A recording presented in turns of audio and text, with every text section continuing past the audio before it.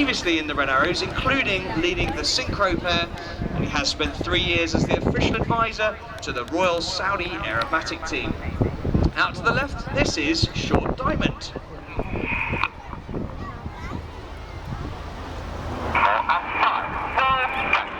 Reds 4 and 5 big jumps roll back rapidly into a shape known as Apollo.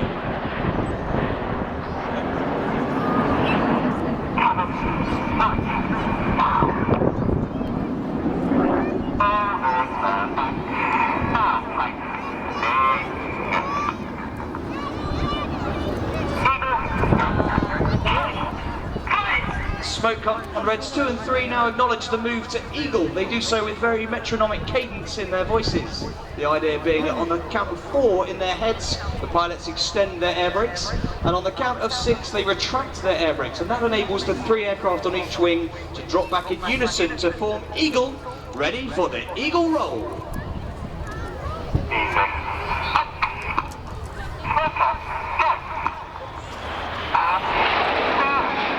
Going into this barrel roll, the jets go upside down, and this is where the pilots will see you waving, everybody!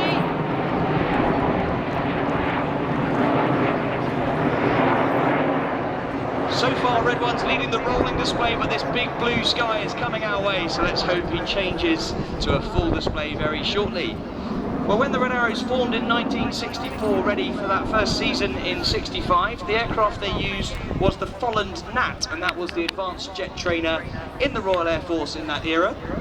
But in 1976, the Hawker Siddeley Hawk entered service with the Royal Air Force, and in 1980, the Red Arrows started using the Hawk as their aerobatic aircraft.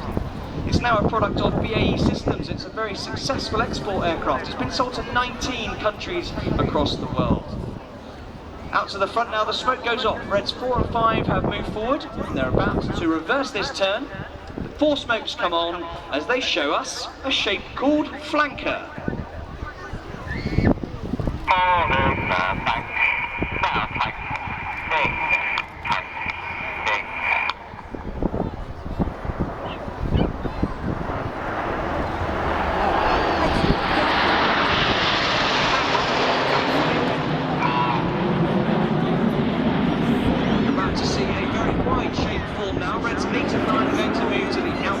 So from Red 9's left wingtip through to Red 8's right wingtip, the formation will now measure 100 metres or 300 feet wide. So to enable them to manoeuvre as one unit as they fly around the sky, the outside pilots really have to anticipate their control inputs. So they do so by using the very set cadence in Red 1's voice commands. But now in from the left, let's have a big round of applause. This shape is Phoenix.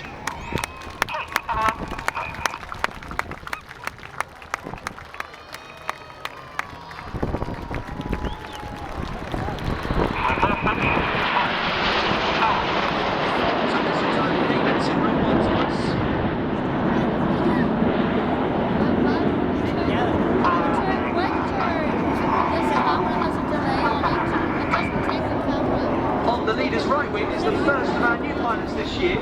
He is Red 2, Flight Lieutenant Stu Campbell.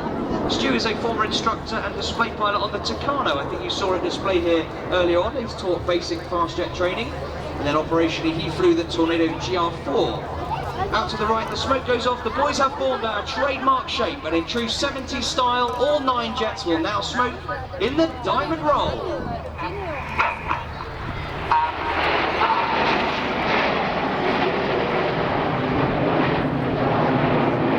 Another big wave, please, everybody!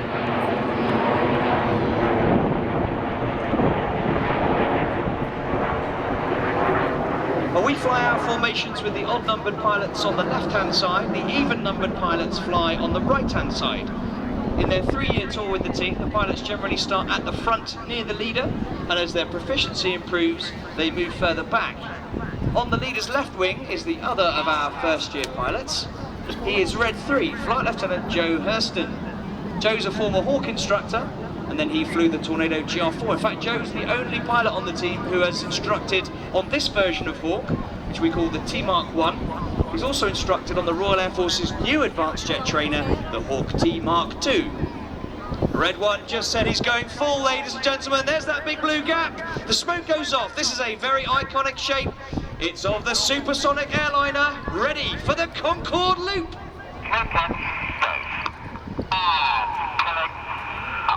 Pulling up at 400 miles an hour, 4 times the force of gravity in Concorde. Another formation change now as the jets reach 6,000 feet above us. They slow down to about 150 miles an hour, and you can see the shape of a feathered arrow. Back in the 60s when they designed this shape, they thought feathered arrow was a bit of a mouthful to say on the radio. So we call this formation Fred.